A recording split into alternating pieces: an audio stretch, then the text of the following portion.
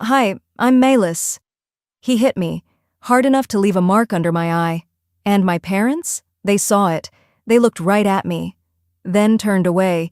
He laughed from the armchair and said, "Polite little family you've got."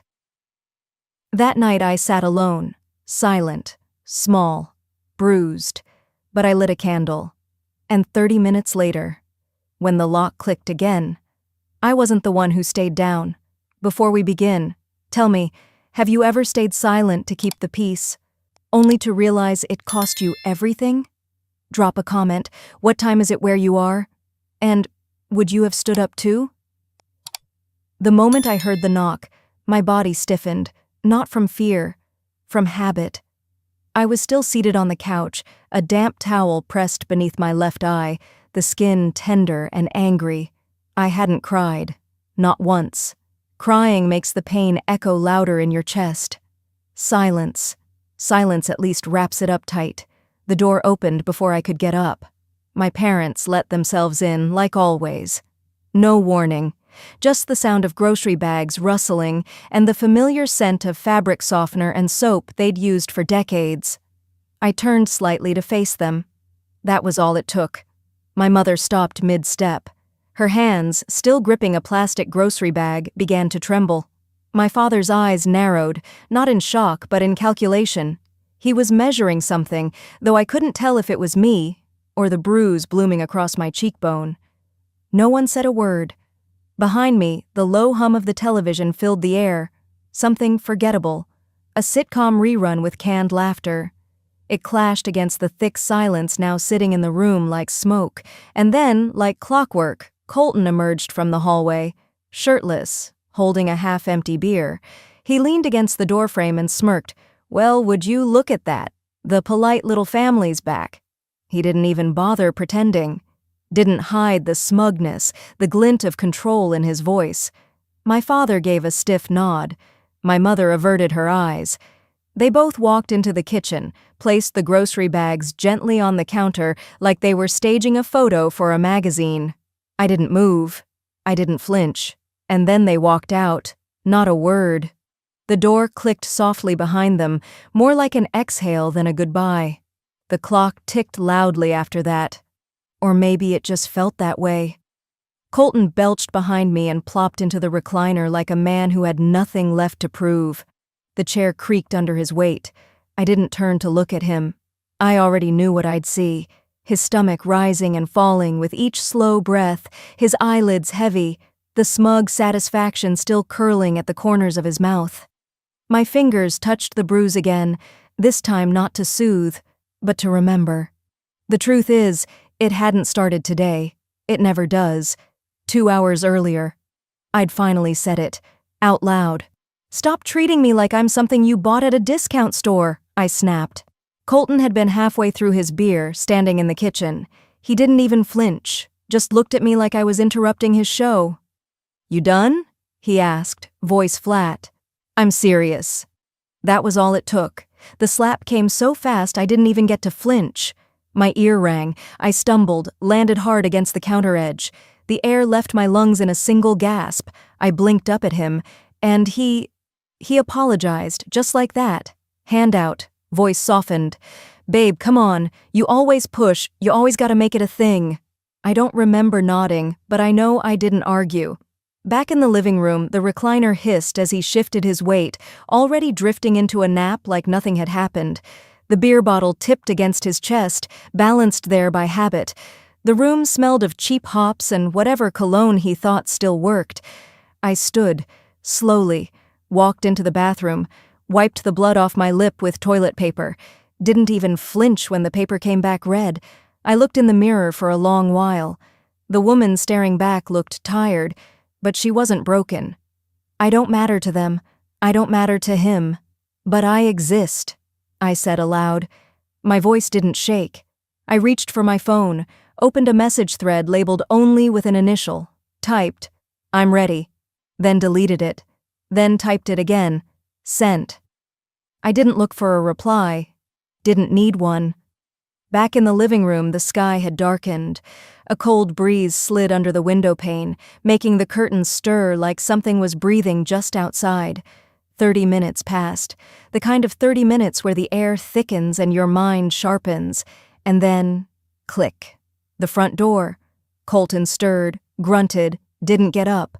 I rose quietly, walked to the door, and opened it. Rachel stood there, no coat, just a thick sweater and jeans. She held a plain black duffel bag in one hand, a brown folder tucked under her arm.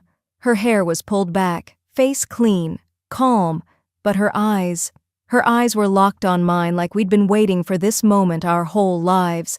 She didn't say hello, didn't smile. She just stepped inside and looked first at me, then at the Bruise, then at Colton. I gave the smallest nod. She set the duffel on the floor, gently, the folder beside it. No words. I walked to the kitchen. The floor creaked beneath my bare feet. I picked up a small black envelope from the drawer, the kind you save for letters that don't need stamps. Colton stirred again, muttered something, cracked one eye open. I placed the envelope down beside his beer. He squinted. "What the hell is that?" he mumbled.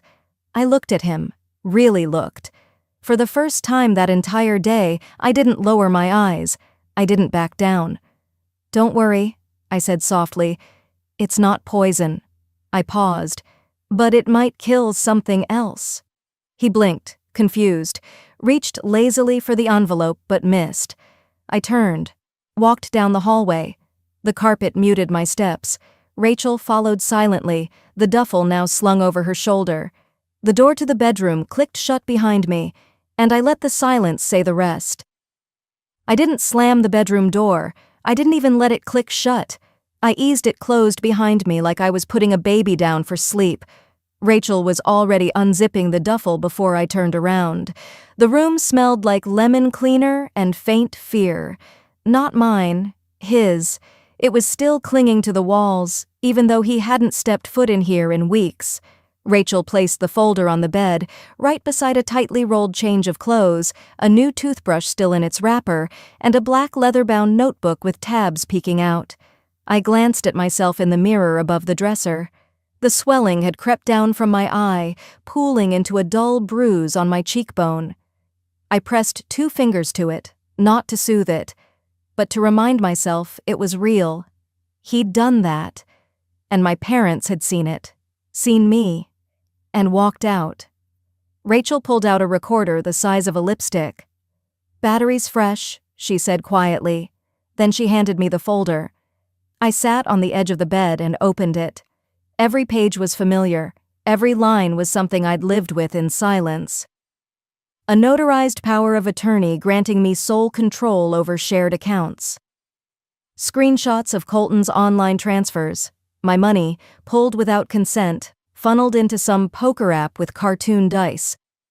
Incident reports I'd written but never dared submit. One from January, another from June, a third from just last week, each marked with the same red pen Rachel kept in her purse. And then, tucked at the back, a lease. A tiny apartment, 12 miles south, under her name but signed by me. "I paid the first 2 months," Rachel said. "You don't owe me, I need you to know that." I didn't answer. I didn't cry. I just flipped to the last page, then closed the folder and laid it flat on the bed. 2 weeks ago, we'd sat at the public library pretending to browse cookbooks while she whispered, "You don't need this stuff to believe yourself, but the court does. His lawyer will." I'd asked her then why she was doing all this, why she was risking anything, and she looked at me like I was slow. "Because no one else is, because I believe you, and because I'm not leaving you here to rot while they call it a marriage." That night, I didn't sleep. I just stared at the ceiling and finally believed something I hadn't allowed myself to in years. I mattered to someone. Rachel tapped her phone. "We've got one window. After that, he'll be watching every door, every message, every noise." I nodded. "He's already lost control. He just doesn't know it yet."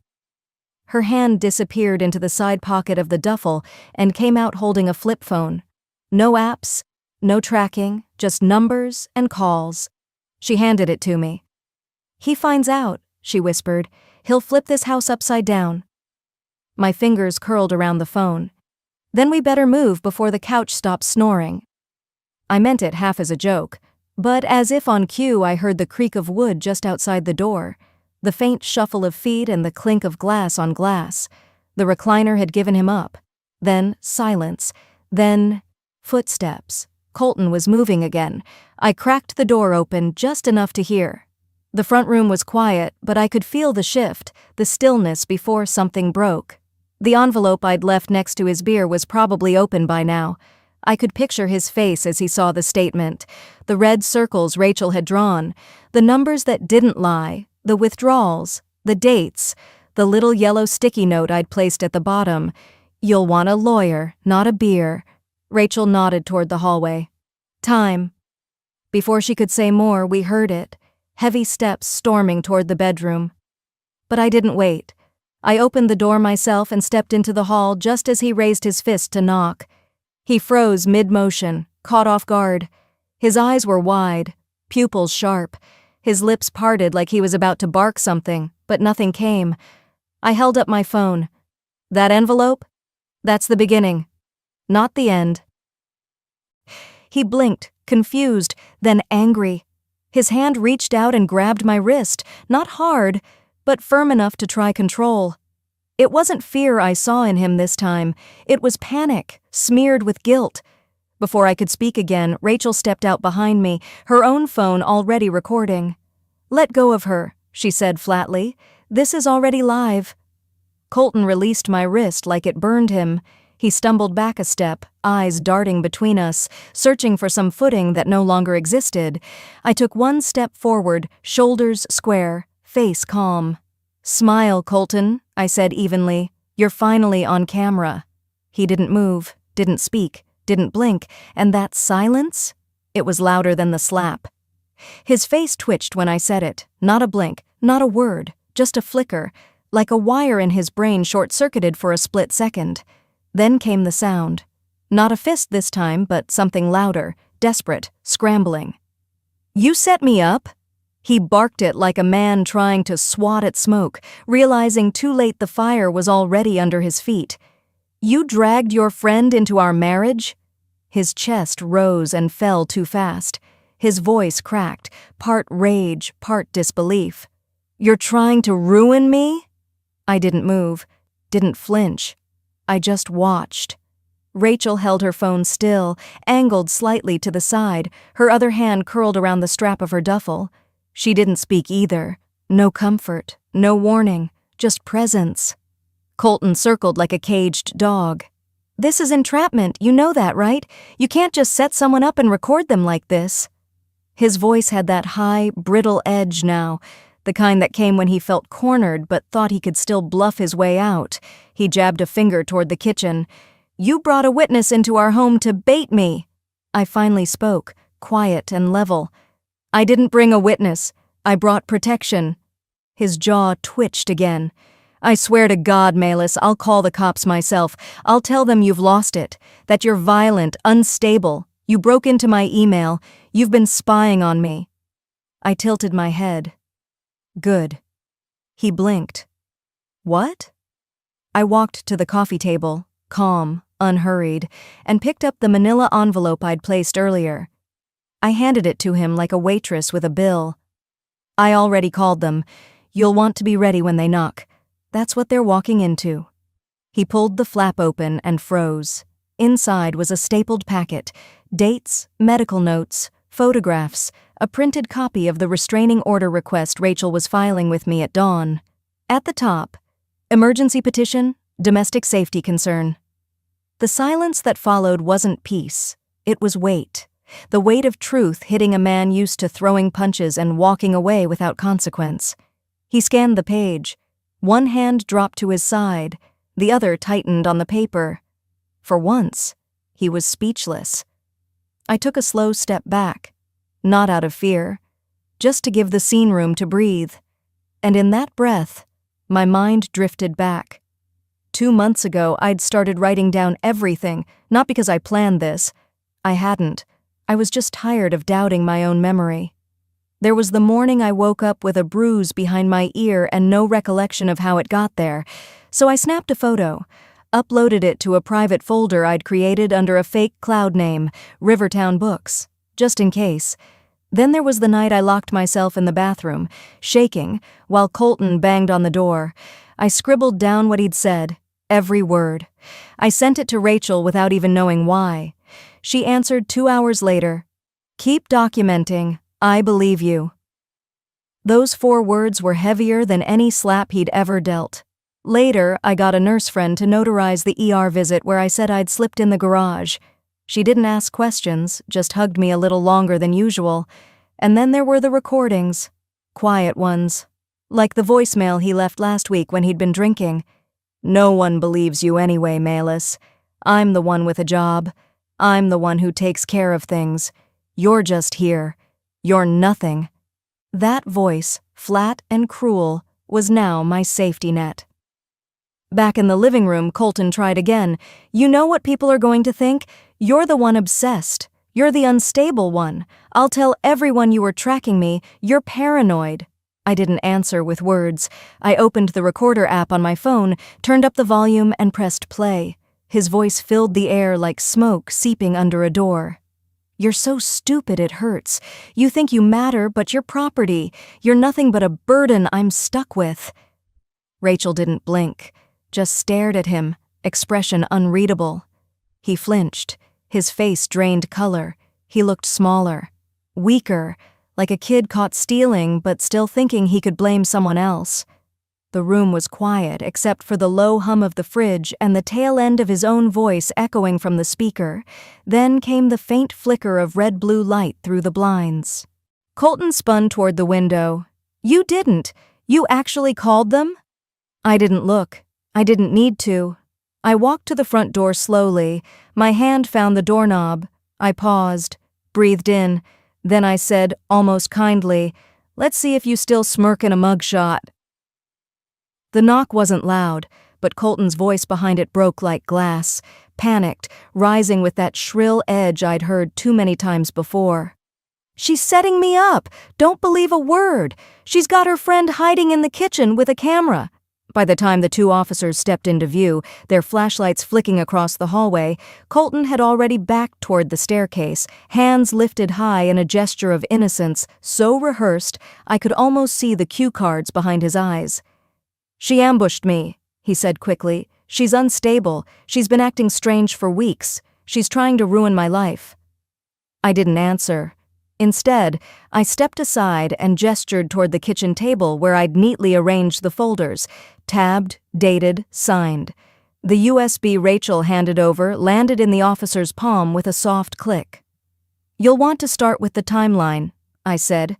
One of the officers, a younger man with a high and tight haircut and a sharp jaw, flipped open the top file. The other, a woman maybe in her 50s, glanced at Rachel, then at me. "You did all this yourself?" she asked, almost like it surprised her. I nodded. "Yes, ma'am." The younger one gave a low whistle as he scrolled through images on the USB. These are time-stamped?" "Yes, and notarized." My voice stayed level. Colton, still half-shadowed by the stairs, laughed. It was brittle, hollow. "Wow, this is insane. She's staging an entire production." The officer ignored him and kept scrolling. They asked him to sit down. When he didn't, the younger one quietly unclipped his radio and muttered a code I didn't catch, but it made Colton's shoulders drop. Slowly, he sat. By the time the sun crept over the tree line behind our house, we were in 2 separate cruisers headed for the precinct. I rode with the older officer, her nameplate reading Brentley, the leather of the back seat cold through my jeans. At the station, Rachel and I were separated. She shot me a quiet look before they led her down another hallway. I was ushered into a pale green interview room with no windows, just a table, 2 chairs, and a camera humming quietly in the corner. Officer Brentley returned alone and shut the door gently behind her. "You know," she said, pulling out a notepad, "it's rare to see someone come in this prepared." I didn't smile. I didn't prepare to fight. I prepared to be believed. She nodded slowly, eyes studying mine like she was deciding what kind of woman I was. We went through the files. She asked questions. I answered them without tears. I'd already cried in every room of that house. I didn't have any left for the station.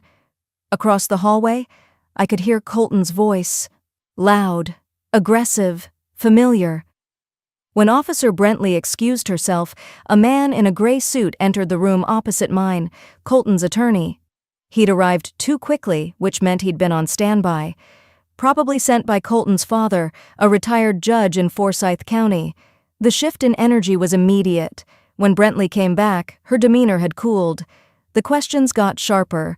Less about what happened, more about why I'd kept it to myself for so long. "So," she said, tapping the affidavit, "you didn't go to the police until today. Why now?" "I didn't wait," I said quietly, reaching into the folder for one last document. "I documented, and I warned someone, months ago." I slid the affidavit across the table. It was signed by my therapist, dated 6 months back. In it, she noted the risk of escalation, specifically naming Colton. The last paragraph read, "Client shows reasonable fear for her safety in the marital home. Should incidents escalate, she is encouraged to take legal protection measures immediately." Brentley read it twice. Still, she asked the question I'd feared the most. "You sure you're not just trying to get ahead in a divorce? Property split, custody leverage?" For a second, my hands did tremble, but I folded them tight in my lap. I knew what I looked like. Calm, dry-eyed, spine too straight, not broken enough to seem real. I answered plainly. If I'd waited for things to get worse, someone would have blamed me for not coming sooner. If I come now, they say I'm calculating. So I prepared, because I knew no one would hand me the benefit of the doubt. She didn't respond, just scribbled something down. My mind drifted, just for a moment, to a night 3 months ago in my therapist's office, the room lit soft and warm, while the world outside felt colder than bone. I'd asked her, almost whispered, "If I leave, and no one helps, and he kills me anyway, will they say I was crazy for staying?" She'd put her pen down then, looked at me. "Then don't leave in a way they can forget." That night I started planning, not to punish Colton, to make sure I lived. Back in the room, Officer Brentley rose and said she'd be back in a few. I waited, counted the slow tick of the wall clock. When she returned, she exhaled first, an audible sigh like she didn't want to say what came next. "We're holding him for 24 hours, she said. "After that, it gets more complicated." I nodded. She handed me a clipboard with my restraining order documents. I signed without hesitation. No ceremony, no relief, just steps, one after another. Outside, the sky had turned a washed-out gray-blue. The morning chill bit at my skin, but I didn't shiver. Rachel met me at the bottom of the station steps. Her eyes searched mine. "Did they listen?" I nodded, then turned toward the lot where my car was parked. "That," I whispered to myself as I slid into the driver's seat, "was the easy part." Because the hard part was telling my mother what happened and hearing her say nothing. The silence in the car ride back to the rental was thicker than anything the police station had offered. Not heavy like fear, just weighted, like the air around us was tired too. Rachel parked along the curb outside the modest unit I'd rented on short notice. The kind of place you don't plan to stay in long. Thin walls, beige everything. The kind of kitchen that made you reach for takeout menus without even opening the fridge. I turned the key. The door clicked, and that sound, so small, was the first real breath I'd taken all day. We stepped inside. Rachel helped me carry the last of the bags in. Neither of us said much. She'd stayed beside me since dawn, through the report, the processing, the emotionless bureaucracy of it all. Now, here we were. 2 women in a room full of someone else's furniture. She unfolded the spare blanket on the worn-out couch. "You want me to stay?" I shook my head. "I need to do this one thing alone." She nodded, like she understood. Maybe she did. Maybe she knew this part wasn't about safety or comfort, but something else. Something I had to face with my own voice. After she left, I stood in the middle of that apartment, unsure of what to do with my hands. They felt like they were still holding something. Maybe fear, maybe memory. I sat down at the little kitchen table, the kind with plastic veneer peeling at the edges. I reached for my phone. My thumb hovered over her name. Mom. It was always just saved as that. Not mother, not Janie, not home, just Mom. I tapped it. It rang. And my heart didn't race the way it used to when I was in trouble as a kid. It didn't pound like when Colton used to yell. It just ached. A deep, hollow kind of yearning that had lived in me for decades. She picked up. Melis? Her voice was careful, not worried, not warm, just level. I just wanted you to know, I said. He's been arrested. Pause. For what? I swallowed. For what he's done to me. She didn't say anything. I kept going. Not because I wanted to, but because I needed to hear myself say it out loud, to someone who knew me before I ever knew fear. The bruises, the hospital visits, the money he took, the screaming. I thought maybe, you saw something, I thought maybe you'd come back. Another long pause. Then, marriage isn't perfect, Melis, but airing your laundry like this, we raised you stronger than that.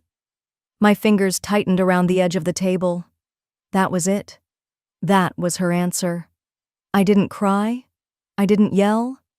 I didn't even feel the sting in my chest until several seconds later, because that was the moment I realized I'd been carrying the wrong hope. I set the phone down. Didn't hang up, just let it sit there on the table, her voice still humming in the background. Then fading, then gone. I opened my journal, the one Rachel gave me months ago, back when she started noticing the quiet in my eyes. I wrote slowly. Today I buried the last illusion. I don't need her to understand. I just need to stop needing her. I closed the journal. Across the room, the envelope, peeked out from my purse, the one I'd carried into the precinct, full of records, photos, statements, the one I never thought I'd use.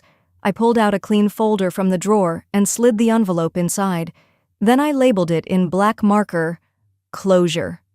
The sun had dipped by now. Shadows crept long across the carpet, the kind of light that makes everything look quieter than it feels. I made tea, something warm to hold, not to drink. I sat back on the couch, letting the steam rise and curl into the air. My body still remembered where every bruise had been, but I didn't flinch anymore. That's when the knock came. Not harsh, just 2 sharp taps. I stood, opened the door. Rachel. Her face was pale, eyes wide, not from fear, from disbelief. You need to see this. She brushed past me and grabbed the remote from the coffee table, flipping on the tiny mounted TV above the counter. A local news broadcast. There he was, Colton, in a button-down shirt, not even wrinkled, like nothing had happened. His lawyer stood off to the side, nodding along as he spoke. I never wanted to hurt anyone, Colton said into the microphone. My wife, she's struggling, emotionally. It's been a hard time. I just want her to get the help she needs. Help? Rachel looked at me. I didn't blink. I just watched. He smiled for the camera, and something inside me stopped shaking.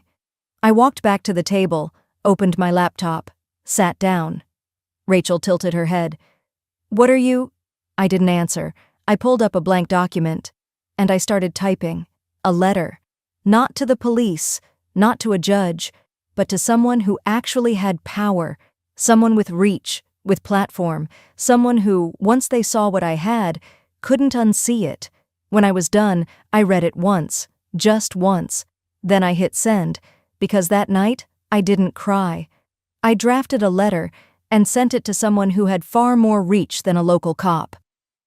By the time the streetlights had faded into early gray, I was still awake. The apartment was quiet except for the occasional hum of the refrigerator. My body hadn't asked for sleep, it had asked for truth. And I gave it that. Now I sat at the tiny kitchen counter, hunched over my laptop, the screen dimmed but alive. I sipped from a chipped mug of coffee that had gone cold hours ago. My hands didn't shake. Not from fear, not anymore. I wasn't hiding anymore. The email was open, addressed to Elisa Carrington, a journalist I'd never spoken to, but had been watching for weeks.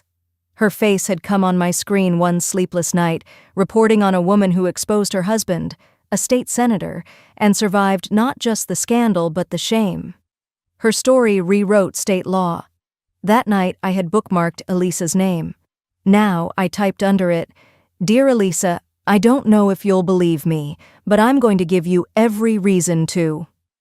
I attached everything, the copies of the money transfers Colton made in my name, the audio files I'd recorded months ago back when my instincts still whispered, "You're not safe." The photos I took, the first bruise, the receipts, the text threads with his threats hidden between casual lines. I included a full timeline, the police statement, my name. And then I wrote one last sentence and reread it twice before sending, "If I disappear, this is my voice. Publish it anyway." I hit send. I closed the laptop and leaned back in the chair, staring out the small kitchen window. The sky was turning from steel to pale peach. Somewhere down the block, someone was dragging trash bins to the curb. Life outside hadn't changed, but something in me had. I hadn't cried last night, and I wasn't going to now. But my breath came deeper, slower, like I had finally exhaled something I'd held for too long. I stood and walked to the bathroom, turned on the light, faced the mirror. The bruise under my left eye had started to yellow.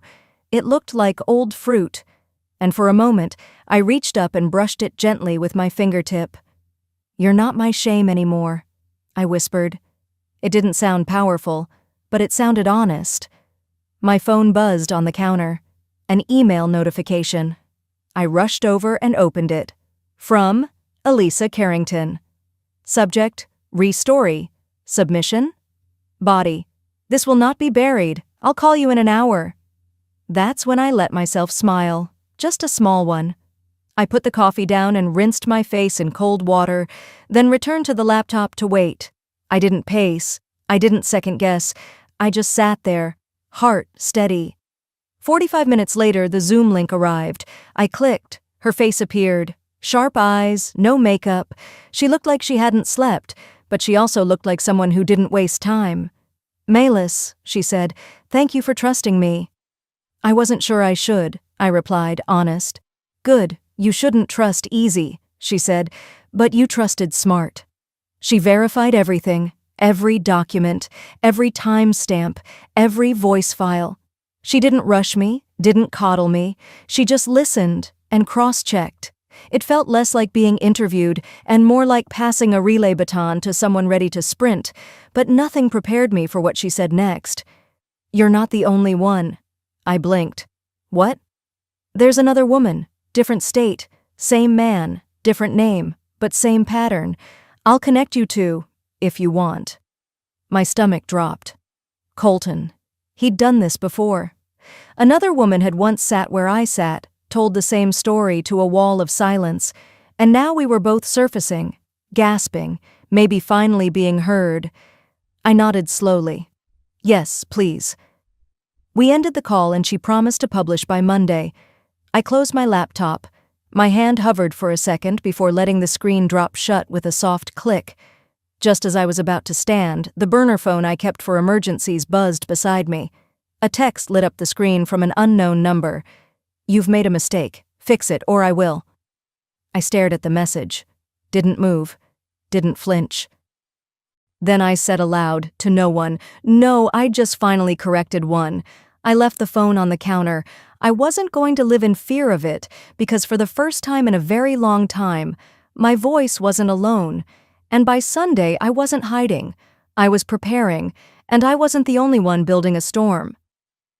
By Sunday, I wasn't hiding. I was preparing, and I wasn't the only one building a storm. I zipped up my jacket against the late morning chill and walked through the side door of the old community center off Mason Street.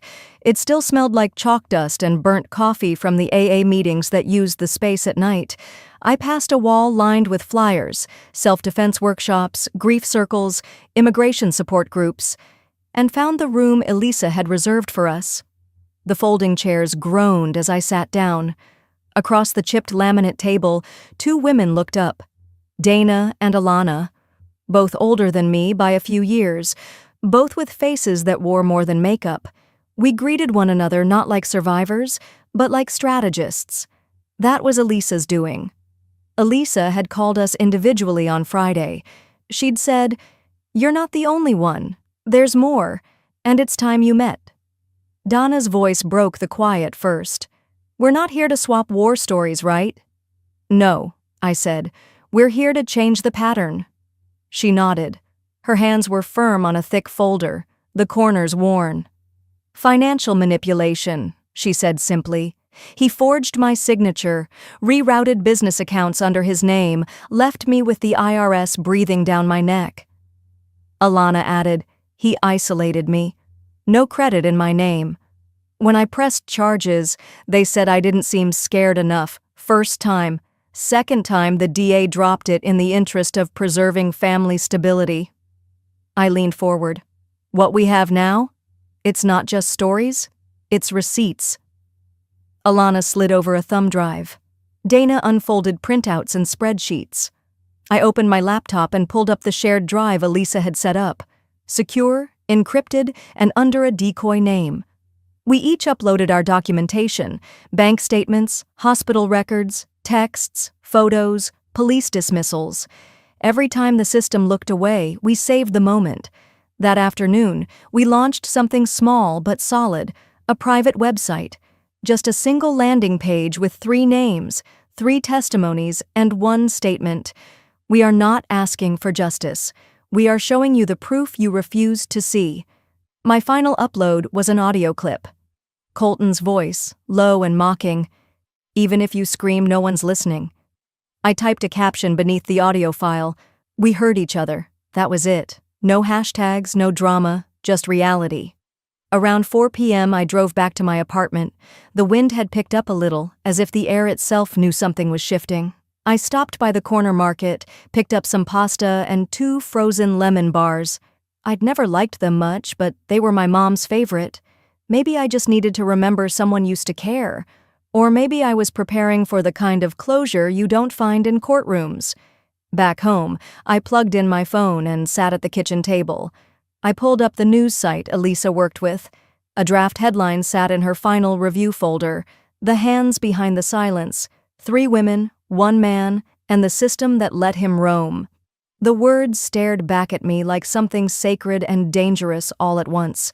I pressed a palm flat against the tabletop to ground myself. My other hand reached up, almost without thinking, to the fading bruise under my right eye. Still there, faint and yellowed now, but a memory all the same. I whispered, "You're not the shame anymore." Then I made the mistake of checking Instagram. Colton had posted a photo from our wedding day. I was in lace. He was in navy. The caption read, "No one knew her like I did." I didn't flinch. I didn't even blink. He was baiting me, playing to his audience: family, friends, former co-workers, church women who still thought he was charming. He wanted a reaction. Instead, I gave him silence, and something better. I pulled up my own photos, found the one I'd kept locked away in a cloud folder for years, a close-up shot of my hospital wristband, the date clearly visible. It was from the night I was admitted after a fall down the stairs, 1 year before our wedding. Colton had driven me there himself and told the nurse I was clumsy. I posted the photo without a caption, just the truth. Plain, ugly, undeniable. And then I logged out. The wind rattled the window panes around 7:30. I made dinner, barely tasting it, and stood by the counter, staring into the steam rising off the pot. I didn't feel brave. I didn't feel angry either. What I felt was something steadier, something heavier, like the weight of finally standing up straight after years of hunching to survive. Before heading to bed, I walked through the apartment and double-checked the locks. I knew the article was scheduled to go live Monday morning.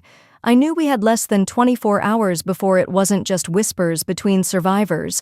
It would be public, and people would have to choose where they stood. Just before midnight, I lit a candle I hadn't touched since moving in. My therapist once told me that rituals matter when you're reclaiming space.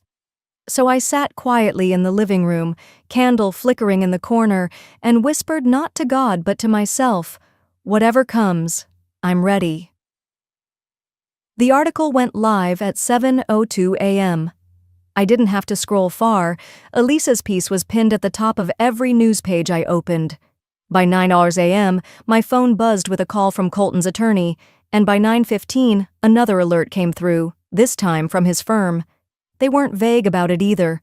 Termination review initiated, confidentiality lifted, we'll be issuing a public statement within the hour.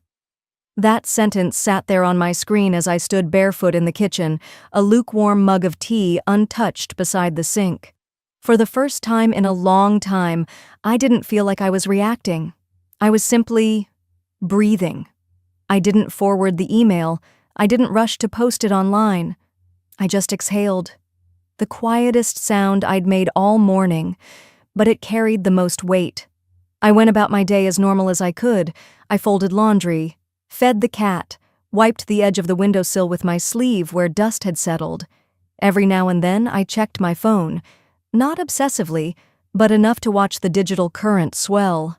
The comments were flooding in beneath the article, some praising Elisa's reporting, some sharing their own truths. But it was the private messages that stopped me cold. One was from a name I didn't recognize, a woman named Camille. She wrote, "I read the article. I was one of his patients. Thank you for not staying quiet." I sat down at the table, not because I felt weak, because my knees trembled in a different way. Not fear, something more like release. By noon, another number appeared on my screen. A different law office. I hesitated, but answered. "Ms. Mercier?" The voice on the line was calm, measured, a woman. "My name's Taryn Everett. I'm with the Fulton County DA's office. I wanted to let you know we're reopening your case." I didn't reply immediately. My mind blanked like it didn't know how to compute that sentence. Taryn continued gently. "I'm sorry it took this long. There were procedural barriers. But now that certain pieces have surfaced publicly, particularly the audio, those barriers no longer apply." I could have said 1,000 things. I could have asked why it had to take an article, a social storm, a wave of strangers. But I didn't. Instead, I just said, "Thank you for catching up." And she understood exactly what I meant. We scheduled a formal statement for Thursday.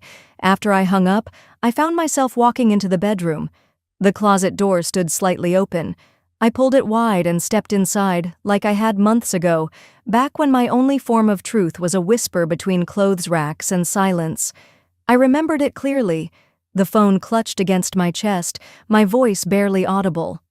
"I'm recording this, just in case," I'd said that day.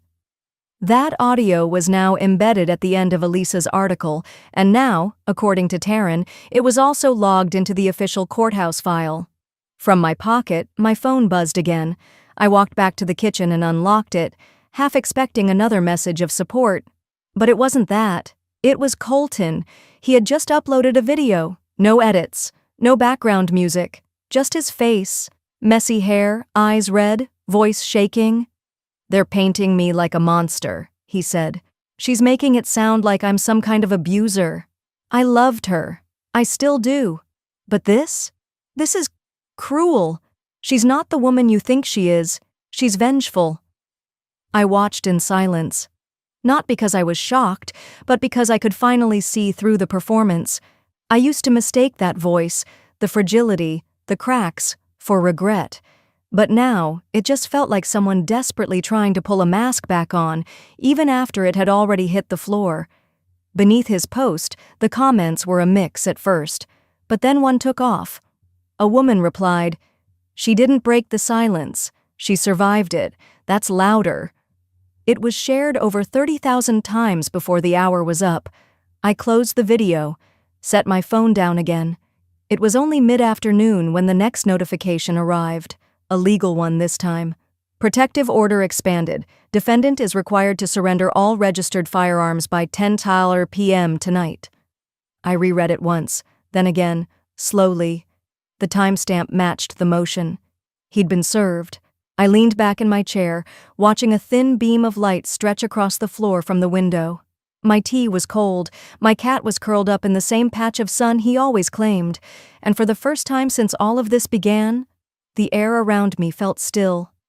I said it quietly, out loud, more to the walls than to anyone in particular. We're not done. But now, we're not invisible either. There was no anger in my voice, just truth. And truth, when it finally has space to exist, doesn't need to scream. That night I lit a candle, not for grief, but for something I'd forgotten I deserved: peace. A week later, as the sun dropped behind the city skyline, I stood outside the courthouse again. Same steps, same wide doors. But my knees didn't shake this time.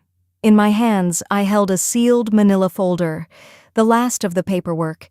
It wasn't heavy, not in weight, but in meaning it might as well have been made of stone. My request to finalize the divorce, to let the protective order stand until the judge handed down a sentence. But that wasn't the reason I came tonight. I wasn't here to file papers. I was waiting. A breeze moved my coat as I watched cars ease past on the road. Evening traffic, horns, low radios, the occasional burst of laughter from a sidewalk cafe across the street. The courthouse loomed behind me, quiet now, its last clerk locking up the side entrance. Then headlights turned into the lot. The car rolled to a stop, and Rachel stepped out first. She didn't wave. She just looked at me like I was already understood. Dana followed, coat sleeves pushed up, her expression calm but tired. Behind her, Alana. She carried nothing but a small candle in her hand. It was unlit. We didn't need words. We'd used so many already in months of late-night calls, hushed confessions, and courtroom benches. They stood beside me like pillars. "I came here alone once," I murmured. "I leave with sisters now." Rachel squeezed my arm. Dana gave a half-smile. Alana simply nodded. The last of the sunlight kissed the horizon in orange and lavender. We stood there, 4 women, facing a building that once echoed with silence. Ours. I turned, folder still in hand, and we walked in together. Inside, the corridor was dim. Fluorescent lights flickered above. The clerk at the front desk didn't even look up. I approached, handed over the envelope. He asked, "Final filing?" I nodded. "Yes." He stamped the form. No cameras, no crowd, no lawyers, no Colton, just the sound of paper sliding into a metal tray. "Anything else?" he asked. "No, that's all." The walk back outside was quiet. When I pushed open the glass doors, the air felt fresher, cooler on my skin, sharper in my lungs. I stood there a moment longer, breathing. Across the street, a couple walked by arm in arm, mid-conversation. A little boy chased a pigeon on the courthouse lawn. Life kept moving. Even when yours felt paused, it never really stopped. Dana reached into her coat and pulled out a thermos. "Tea," she offered. "Chamomile." I accepted a sip, still warm, familiar. "I remember the first time I called you," Alana said. "You sounded small, not weak, just hidden." "I was," I replied. "Hiding felt safer." There was a pause. Then Rachel added, "But you still picked up the phone." That moment settled deep. Because that was it, wasn't it? I didn't scream. I didn't break down in public. I didn't throw anything or fight him in front of witnesses. I just picked up the phone, whispered, documented, waited, and then moved. I blinked back and suddenly, it was all there. The first bruise I covered with makeup. My mother's eyes, how they dropped to the floor instead of meeting mine. Colton's voice after the first apology. "You made me do that." The sound of a lock clicking, and no one coming back, and finally, me. Alone in the closet, one hand trembling, whispering into my phone. "My name is Melis. I'm scared, but I'm done pretending I'm not." That clip made it into the article, and into the court file. Not because it was dramatic, but because it was real. I exhaled slowly and looked up at the courthouse windows. I imagined someone behind the glass, reading my file now. Maybe a young lawyer, maybe a judge, maybe just another clerk, and maybe they'd pause. Not out of pity, but because they heard a woman who didn't yell, didn't perform, but survived. I turned to the others. "I'll walk home?" "You sure?" Rachel asked. I nodded. "I need the air." They didn't argue. They just hugged me, one after the other. No fanfare, no final speech.